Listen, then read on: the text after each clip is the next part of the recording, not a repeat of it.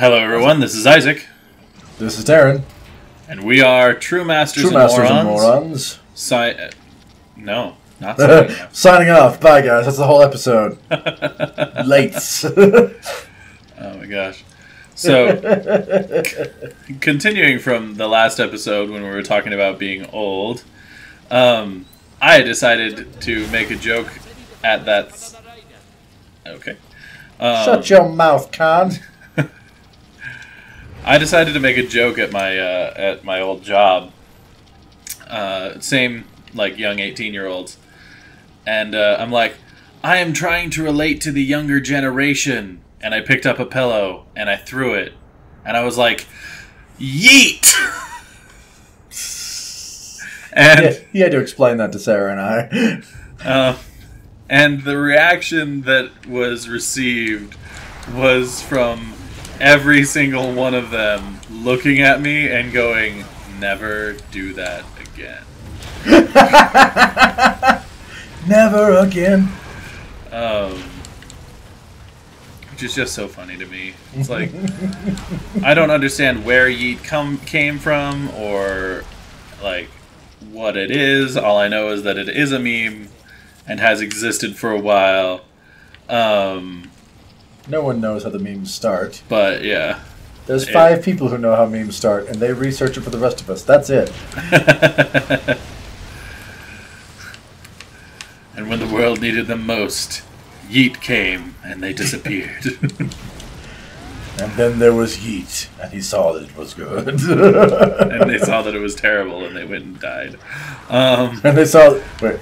And then there was Yeet, and they saw that it was... Yeet!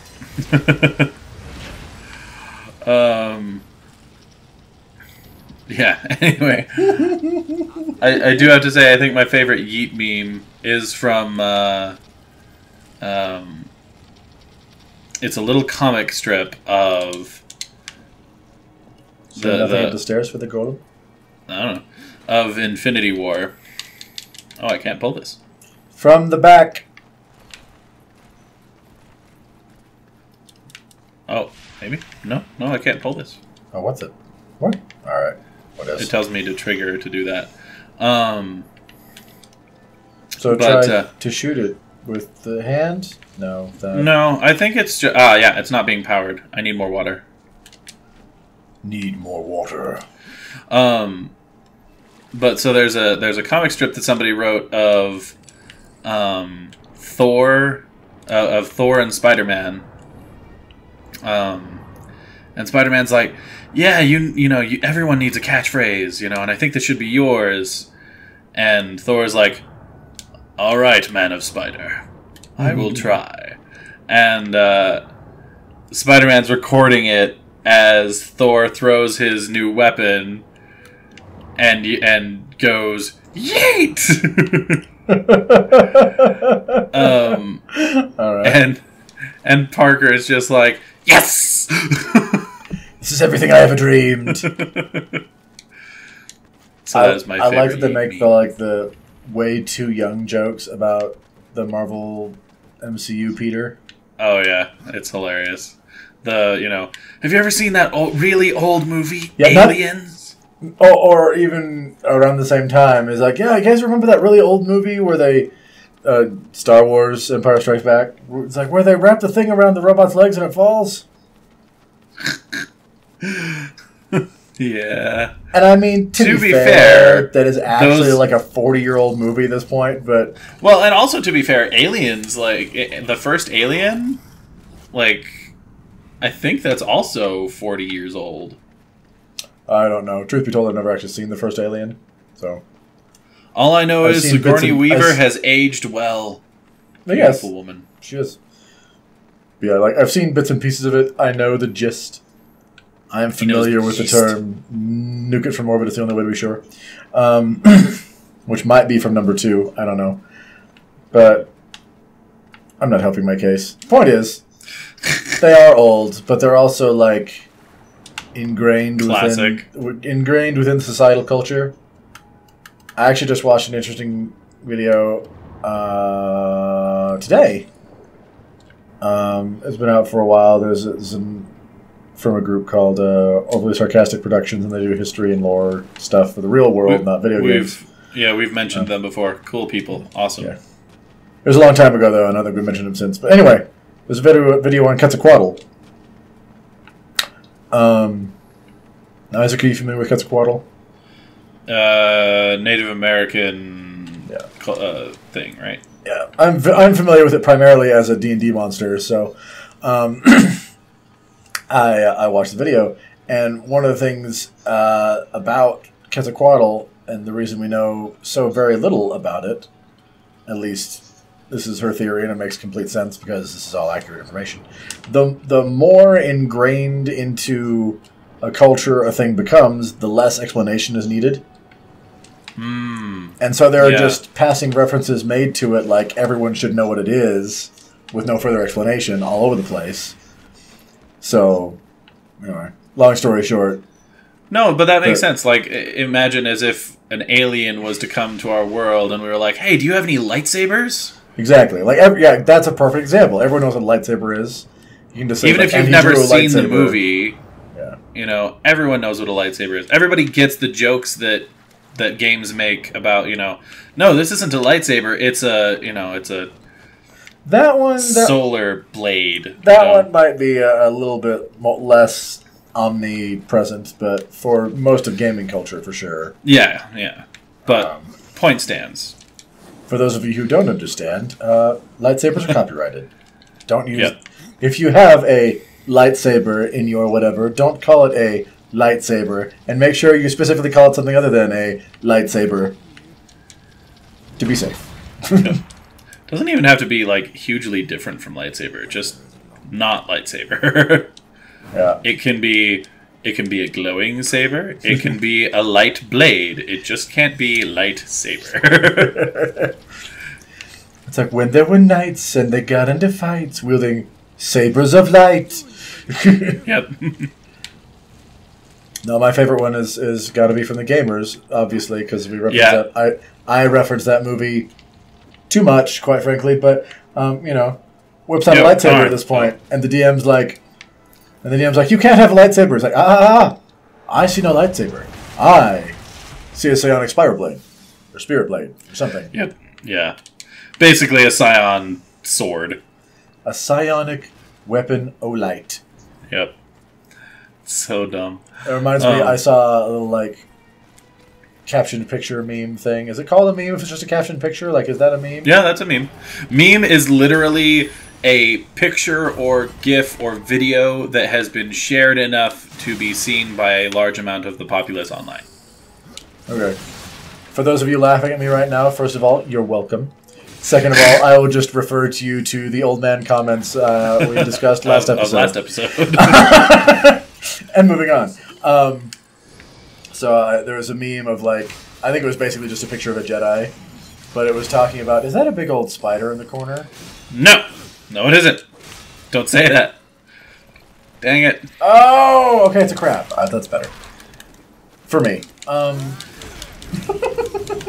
I knew exactly what it was. I was just avoiding it. You're like, no, I don't want it to be. I don't want it to be a crab. Anyway. Spider, not a crab. Anyway. Back to what I was trying to say, because I keep interrupting myself somehow. It was a picture of just some Jedi, and it's talking about in D&D, in 3.5 at least. I played 4 once, and I played 5 a couple of times, but I'd like to play 5. I'd like to play 5. I'd be interested in playing 5. We just don't have maybe one of our.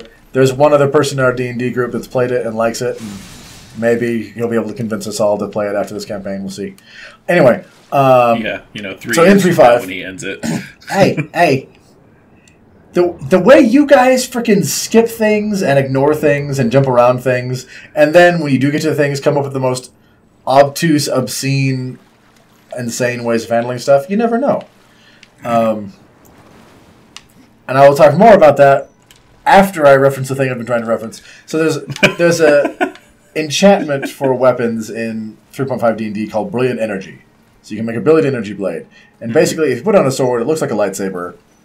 Doesn't act like it, but it looks like one. And it is in many ways a garbage enchantment. Like, it's very expensive. It's super expensive, and literally all it does is give you a light source. No, it does more. Oh, does it hit ghosts too? Okay. Well, so it looks like I'll explain what it does. So, a brilliant energy blade, when enchanted, ignores armor. Armor, that's right. And that sounds great until you realize that the enchantment specifically says manufactured armor. As in suits of armor. It ignores suits of armor and shields, and that is it. Now, I used to think it was a decent enchantment when I thought that it was all like armor and natural armor, because most of your so for you guys, quick D&D lesson for 3.5. There's armor, which is like shields, armor. Some magical enchantments give you that, and there's natural armor, which is like hide. So your big creatures like elephants or dragons have lots of natural armor, right? So I was under the impression it also ignored that. It doesn't. So it just ignores AC gained from the armor. AC gained from actual armor, and it cannot harm inorganic matter, which means it can't hurt constructs or undead. But it does that because it straight up ignores them. So you could like stab someone through a door, because it would ignore the door and stab the person on the other side, so it's neat. You know. But so it's really not a great enchantment. It's not worth the price. There are better things. So Taryn, you'll have to come back to this because we're about to go off screen. Gotta figure out where to go. Yeah! Let's see, you got the key, so hit your map. That seems high. I can run. I'll bet you can run up the wall. Okay, here we go. Sorry, everyone. Missed this somehow. My bad. But yeah, so all that long explanation short, go sideways. There you go. There's a meme of somebody with like a picture of a Jedi. It's like, play a monk, gain the powers of telekinesis, waste the money. It's like get a brilliant energy blade. It's like, is it efficient? No. Is it worth the money? No. Does it make me look like a Jedi? Yes. Worth it. And it was just like, worth it. I'm trying to think, because, I mean, like, if you put, say, brilliant energy and, like, a fire enchantment on there... Yes? I can see that being, you know... Then you'd... I'm like, I don't know what the thing you're saying is. He's like, if you do that... I'm like, if you do that... what? Would the fire still ignore armor, or would it... Yeah. Because that's an AC thing. Yeah, I know. I'm just trying to think. All that would really change... So what that would be is that you would then be able to hit armored soldiers better and do fire damage. You would do fire damage to constructs and undead, which would be the only way you could hurt them with that weapon. And if you hit things with it, you defect them as if they were hit by fire, so you could light a door on fire or a torch or whatever. Well, at least then, you could do that. Oh, also, I think, don't quote me on this, but I think that you don't get the strength bonus. Oh. Okay. Basically, it's garbage. There's a better one that exists in my world that actually ignores natural armor, but it's slightly more expensive. Alright. Anyway, that was a whole side tangent. Whatever, it was content. Yeah. Oh, but yeah, so talking about things I dodged, I have learned, I feel like I'm the guy in the group that asks questions. That's what it's not as bad as it used to be, but like when this is not the first campaign I've DM'd, but it's the first one with, this is our primary group we play with. The rest I've done like here at home with like, say, Isaac and Dad or something. Dad is the one who introduced us to D&D. He was playing since the Gygaxian days. He was literally playing since version 1. Yes. And most of these people are about his age that we play with. Make her shoulder piece! Crafted for the champion and blah blah blah. Body armor! Is it everything but the Boots. size? It's everything but the size! Alright. Now to give you the full maker suit look. It's a set. Does this game have set bonuses? Is that a thing? I don't think so. Could be wrong, though. And this is it. Oh, yeah. Here's the look. And we'll be back while he fiddles and sees what's actually better. And we're back. Huzzah! Turns out the Maker he gear... actually dives. If you let him fall long enough. Turns out the Maker gear, the armor, is actually better than the rest of the stuff he's wearing. He is not using the Maker weapons, though. Weapon. Yeah, unfortunately, the scythe just... It's not better. That's good. That just means you made a good scythe, man. So, you're going to yank the bomb off and do what? No, you don't yank the bomb off. The bomb is in case you do what I'm about to do and haven't broken those yet. Ah, I see, I see. Ready, set, break! Away from every maker. Okay. How much time do we have left? We got plenty. Cool. Set, smash. Oh, wait, no. Before you finish, or before you start, I get to finish. Oh, right. Totally. I almost forgot. So, yeah, I have DM'd before, but not with this group. This is our primary group that we run with. And I've only ever played in the group before, and I feel like I'm the person that must be asking all the questions, because these people don't ask freaking questions. I feel like we've talked about this before, but I'm alright with that. Well, you came up from what you were talking about, so just, you know, the most famous one for me was probably like 3 sessions in. I think it was like 5, but yeah. So, short version, there's this giant river that connects the region they're in to another place to the west. There is only one bridge. It is a big old stone bridge. And word is out, word got to the party that the bridge is out because there was some crazy big explosion. And now under where the explosion happened in the river under the broken piece of bridge is a big old giant whirlpool that's just stayed there. With what are they called? Not Thakwa. With fish people. Fish people, I can't remember what they're called. Something around in it. Gwalta? Huh? Gwalta? Kowal 2 was the name of the one you guys talked to. He was the speaker. But good on your memory, dude. He died later. But so they get there and they find out that it's basically this big old portal in the water, and that's why it's doing the whirlpools. It's sucking water to the other side because it's underwater. And they're able to speak to this person. They find out that these fish people are enslaved by whatever's on the other side, and it was their job to it's their job to get it where it's going, and you know, it had issues and is now in its current location, and so they're just slowly moving it away. But nobody asked who they worked for, what the masters, quote unquote, from on the other side of the portal were, where the portal went, any of that, and they never actually went in the portal. They just helped them move it out of the river and forgot about it. And I was like, what? That was supposed to be like a whole quest line where they went in and did things and stuff happened. And yeah, they're just like, okay, cool, and moved on. Where are you going? Oh, to put the stone back. Right? Yeah. No, that made yeah.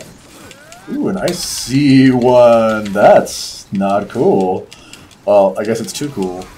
Too cool for you, one might say. Shut up. But yeah, so you know they don't ask questions. Well, okay.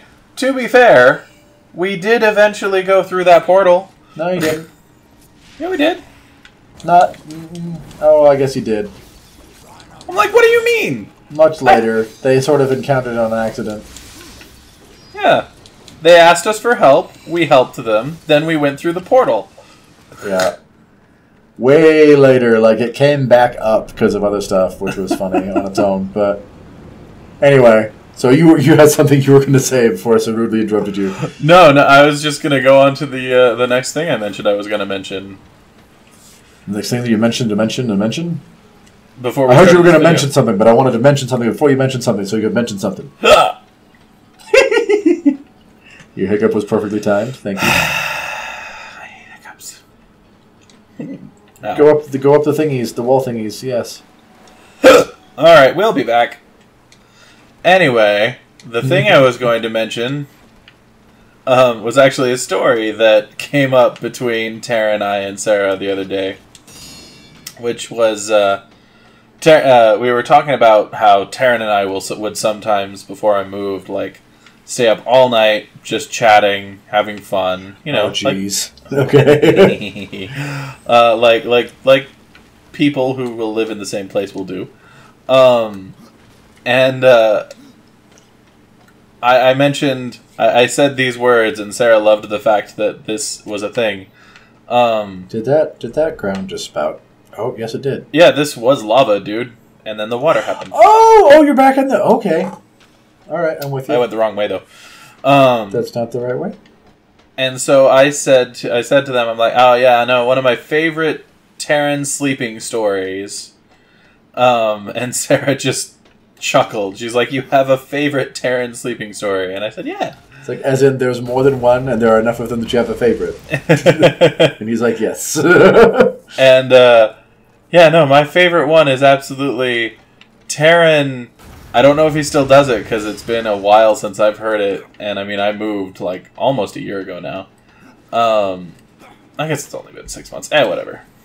It's been a while. And, so Terran will sometimes moo when he sleeps. And and by that I mean he'll be sleeping, and instead of a snore coming out of his throat, it'll be...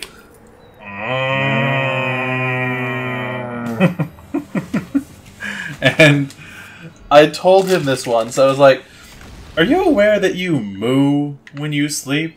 And he's like, what do you mean I moo?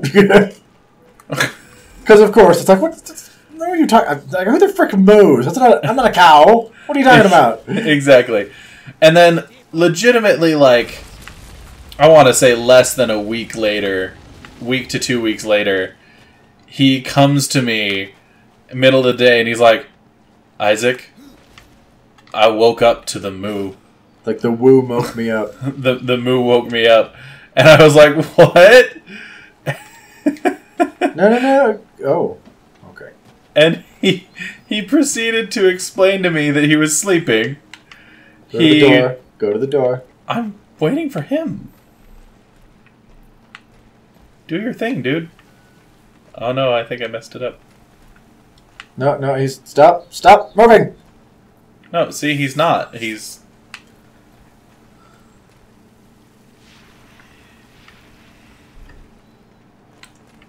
Alright, hold on, guys. There we go. Just had to walk away and come back, apparently. Apparently. But yeah, so he's like, you know, the moo woke me, and I'm like, what? So he explains that he was laying there, he was asleep, and then suddenly, you know what, Taryn, go ahead. You explain. I was sleeping, and you know how that thing, it's that moment when you wake up just enough to know you're awake, but you're not all the way awake yet, kind of a deal? Yeah. You just in that half semi-conscious state? Yeah. I reached that point in the middle of whatever this weird snore creation of mine is. And it was so loud that it actually startled me all the way awake. So I was literally just like... Huh? What? And I did. I freaking startled myself into wakefulness with my what I call man-made moo. And, yes. And so, to add on to that, Taryn's reaction was, oh, I thought you were going to talk about this other story, which was our buddy. We've talked about him before. We just call him our buddy.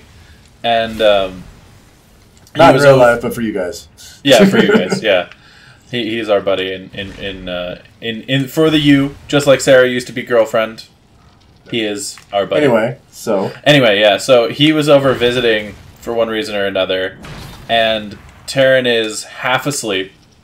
Oh no, sorry. Taryn is all the way asleep. Do the thing at the stone. I can't. You don't. You have to. I have to do a. Oh, here we go. Yeah, like I said, do the arm at the stone. No, I can't do the arm at the stone. Oh, okay. I still need to jump off. See, it doesn't reach. Gotcha. I need to do... Oh, just this. Alright, cool. But so our buddy was over visiting, and Taryn's asleep on the couch, and our buddy's wearing a red shirt, and he... Oh, there we go. I have to go back. He did something. I don't know if he like threw a pencil at me or what, but he or a shoe or something. It was non-violent, but it was enough for like to register as an assault in my 80% asleep brain. And so Taryn gets off the couch and like slow-mo run charges our buddy. So basically from one end of the living room to the other, because I was on the couch, he was on a chair on the other side of the room. Yeah. And our buddy just looks at him and he goes, What just happened?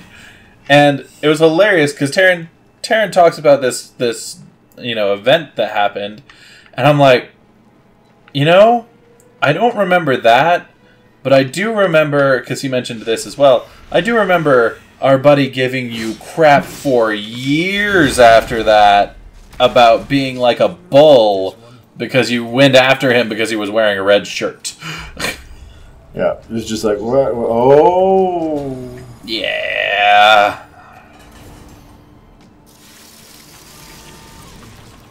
I knew this would happen. But yeah, so it's like you charged me while I was wearing red. You're like a giant bull. And the funny part about it for me was that thing looks so cool when it's corrupted. Well, it just looks cool all the time, so I guess it's healed. But wow, he is taking jack all for damage. Yeah, he is. Are there any explosives or anything? Nope. It's got to whittle him down. But yeah, the crazy part about it was like literally as far as that charging thing goes, like it wasn't. Whoa! Yes. Can you do that? No. Oh, that's kind of disappointing if I'm being honest. Man, that goes away so fast. Holy crap! That did nothing, and that was the whole thing. Why did his hands do that? That whirlwind of doom is pretty fantastic. What I was saying. Oh, yeah. The crazy thing about that was I was so asleep that I literally didn't. I didn't like attack him at the end of the charge. I just sort of like collapsed onto him because he's sitting in the chair, and that's when I woke up all the way. So like I was literally half awake, just sort of instinctually lizard brain charged what appeared to be an attack, and he's not kidding about the slow motion thing because I wasn't awake, so it was like this slow lumbering. It was like a zombie charge, is what it was. And then I just sort of end up like toppling onto him on the chair and wake up all the way at that point. And it slowly comes back to me what had just happened in the last like 4 seconds. And then yeah, he gave me crap about that for ages. Can you climb onto him and do more damage? No. Like, is that a thing? No. Just gotta whittle that thing. Which, now that I have my heel axe back on is possible, so. Good worked. But yeah, so, and it wasn't until we were talking about it the other day that Taryn kind of put both of those stories together because I mentioned it as you really are like part bull or cow or something. No, that was you. I didn't say that. Like I said, I said it, but you were like, I'd never even thought of that until you just mentioned it. But like, I was like, you must be like part bull or cow or something, dude, because you moo and you charged after him because of red. It was funny to add to that my boss at one point. I don't... How should I say it? So I've broken several things at work on accident. Yes, you have. I think we talked about the mirror. Not the mirror, the window. If we haven't, we're not discussing it now. But so at one point, one of my bosses was like, "Dude, you're like a raging bull in the china shop. That's you." And he called me that for a little while, like a week after he said it. You were Raging Bull. I was raging bull in a china shop. Oh, that's so funny. And so yeah, but yeah, no, like Isaac you're a says, bull. I'm like a wear atar. Ooh. If Death makes a particularly skillful dodge of an opponent's attack, a flicker of his Reaper form appears to strike back at the attacker. So like a perfect dodge gives you damage. Cool. Yeah. Well, guys, that was a whole Holy big thing. crap. Alright, at the end of episode 12, I am now level 11, I think. You've been out of step for levels and Level 11. stuff for a while now, so... Alright, well, thank you all so much for joining us today. If you want to see more, whether it be lore, let's play, or other, let us know what you want to see in the comments down below. In the meantime, this has been True Masters and Morons. Signing off. Thanks for watching this video. If you want to see more like it, hit this subscribe orb. To see our last Let's Play, click or tap the link on the right. For our last lore video, go to the link on the left. And for a video chosen by the gods of YouTube from our channel, hit that link on top. Thanks for watching, and we'll see you next time.